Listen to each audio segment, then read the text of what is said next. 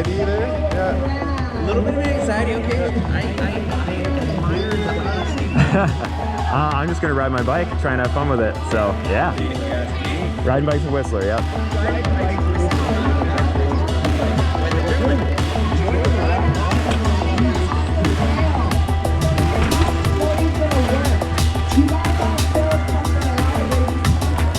Whew. And it begins. Thank you. So, other than trying to keep the lens clean, which is going to be pretty much impossible, big goal for today is keeping the heart rate down as much as possible.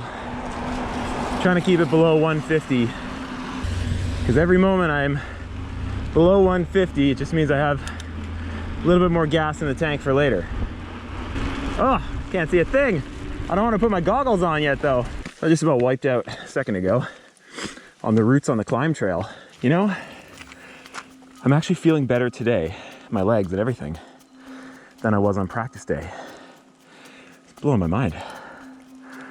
I feel like I have a good setup. I feel like everything is good, but there are two voices shouting loudly in my head right now. One is, you're here, you're soaked, you're quarter way up to the first stage. It's treacherous and dangerous, but just go and do it. Because I feel like I have the skills that I could make it down.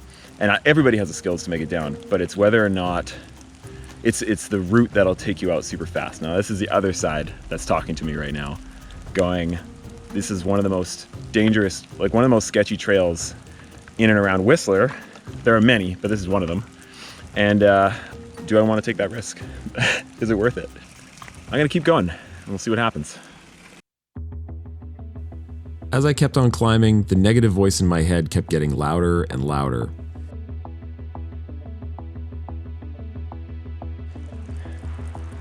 I don't know. I don't feel like this video is worth it. I want to put out this awesome story about making it down the hill, tripoding the whole way down, barely making it. I'm watching the other guys make it all too. One of the things that's kept me pretty healthy over the last few years is being very good at selecting when maybe something is a little bit too much. You guys saw in practice, like it went actually really good and I was super happy with my performance. It's about the things that I can't control on the trail, which are those roots that come out of nowhere. And when you hit one of those roots, you go down so hard and so fast, you never ever see it coming if you've never experienced that before. Hopefully you never do. But it's pretty, if you're a mountain biker, you're pretty much gonna experience that at some point. But it's those kinds of things that it's very, very easy to hurt yourself. And I feel like I could keep going, but if I did, the likelihood of me getting hurt, it's kind of like passing that threshold for me that I feel comfortable with, because I'm not a professional racer, I'm a professional video creator. I think I'm gonna call it. And that is the decision.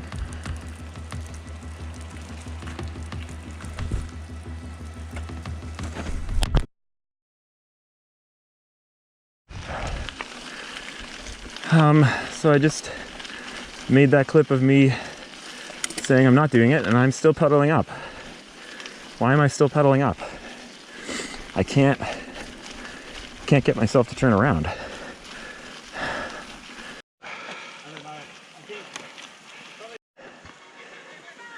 Whew.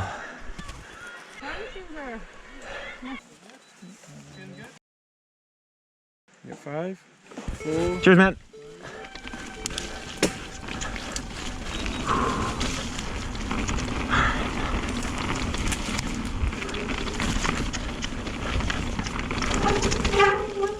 I've never been in the wet on these tires before. And apparently we're going racing. So those fresh legs I was talking about earlier, those are completely gone. Oh yeah. Woo!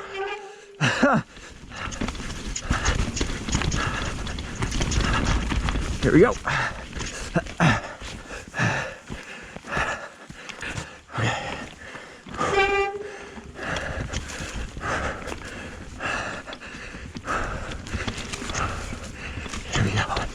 First rock. That's not bad. Second rock. We do have grip. We have grip, folks. Oh, we do not have grip, folks. Both feet on. into the hole. Yes. Woo! Oh. I was hooting and hollering midway down that rock because I was just so happy when I realized how much grip I had on it. So it really just comes down to the roots. Not bad.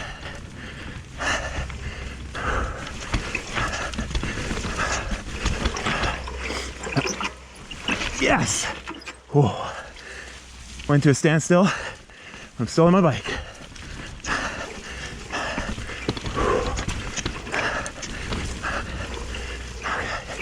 Oh, jeez. Okay, go in the hole. Stick in the holes. That's the key. Yes.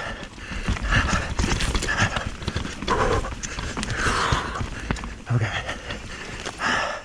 Ryder, is it slippery? In the middle. Go in the middle, yeah. Now we got. Yo. Sick. Woo! Woo!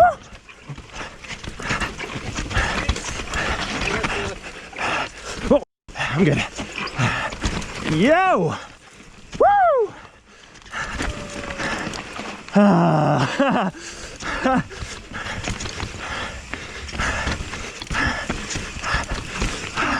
was so incredibly happy about getting all that done.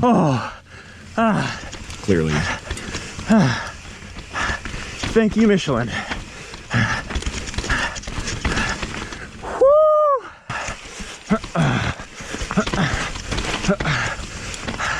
Going into some really tight corners. In the holes.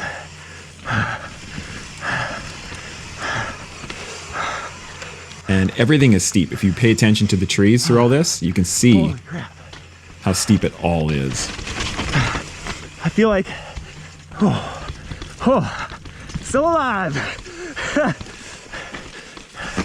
I feel like I have way more grip than I have any right to have. This is kind of crazy, honestly. Oh, my legs are cramping up. I think I'm really tense. I wonder why. This goes against every fiber of my being riding in this wet stuff. Because where I'm from, you can't ride in the wet.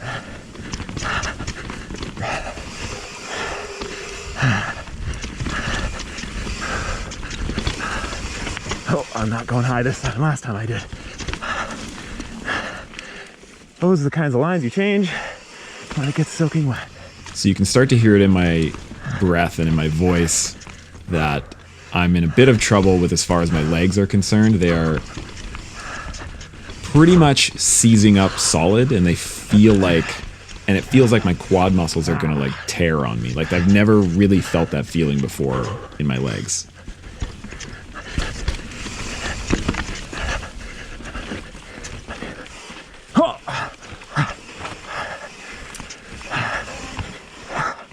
Oh, was that the end?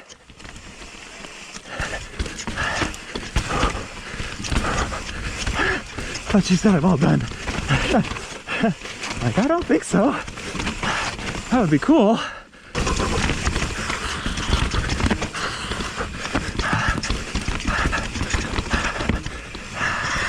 Oh, legs, come on. They were absolutely done, and I felt like I couldn't control the bike anymore like I wanted to. Yeah.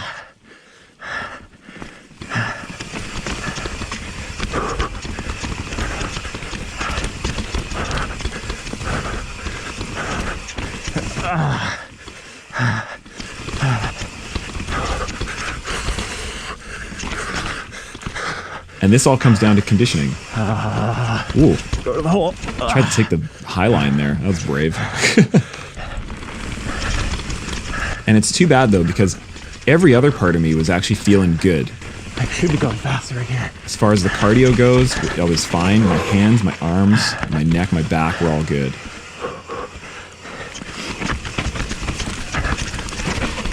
Woo!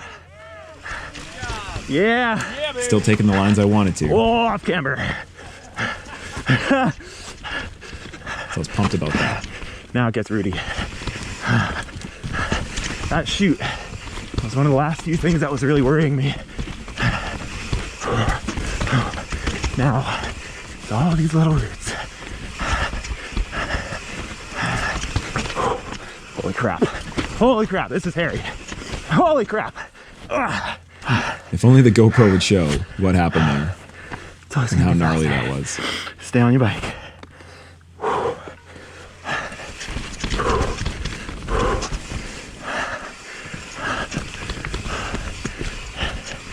I'm ripping real hard.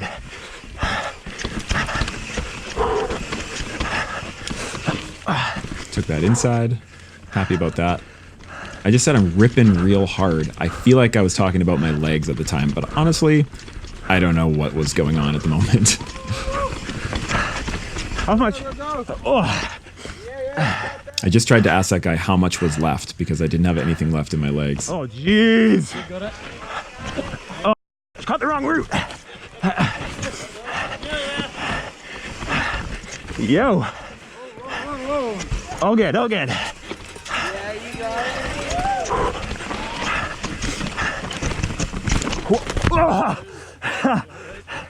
That's You're not the first one to go down there. soft BC Loam, boys. Okay. Get it. That fall actually didn't feel like anything. It was so soft on that landing. It was totally fine. I just got back up and kept going. And apparently a lot of riders fell right in that spot.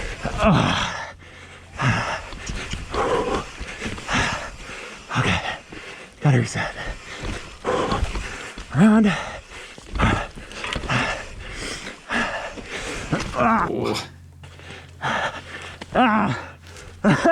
So close. You're done?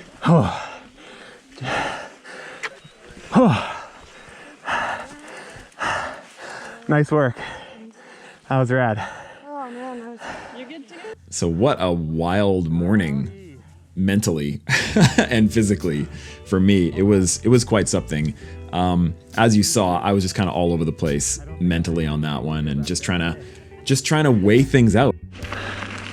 I am so pumped with that run. It's better than I could have hoped for. A little slipping and sliding. Ended up, on my knee at one point. That is to be expected, folks. But all the really gnarly stuff that of course won't look that gnarly on camera. Oh, I cleaned it, and I think almost every single really hard corner that I've always had such trouble with, I did it in the wet. And this is not me bragging to other people. This is me bragging to myself. If that makes any sense. Because I've been working hard at all these different skill sets. And I have to say, I was pretty pumped to beat a couple of guys on that stage, Paul and Eric. Eric is someone I look up to as far as technical ability as a rider, not as a person. He's a terrible person, but a great mountain bike rider. I'm just kidding. I'm pretty pumped about that to take out the mighty BC POV on at least one stage on this enduro. Pretty happy. So anyway, getting down to the bottom of that stage, my legs were absolutely on fire. I've never felt that type of pain in my legs before, and it really just became very clear to me. And it was not a hard decision. It was not a back and forth thing. When I got down to the bottom of that, I said, I cannot pedal from here now to the other side and up the other side of Whistler Valley and keep racing and be able to do it safely, because I really didn't have the control I wanted to on the second half of that course. And so, yeah, rode the Jaws stage in the wet, made it through, did pretty good at it. I was super pumped with my performance, and I was happy to call it a day right there and then. The rest of the guys, they went on to finish the day, and man, they all killed it. I'm so happy for all those guys, and it's been so amazing to watch all of their footage. Please go and watch all of their footage too. I'm gonna link all of them down in the description below. It's really awesome to see everybody's journey through the madness that was the EWS 100. So that's that. That's my story. That's my journey through the race, and I hope everybody enjoyed it.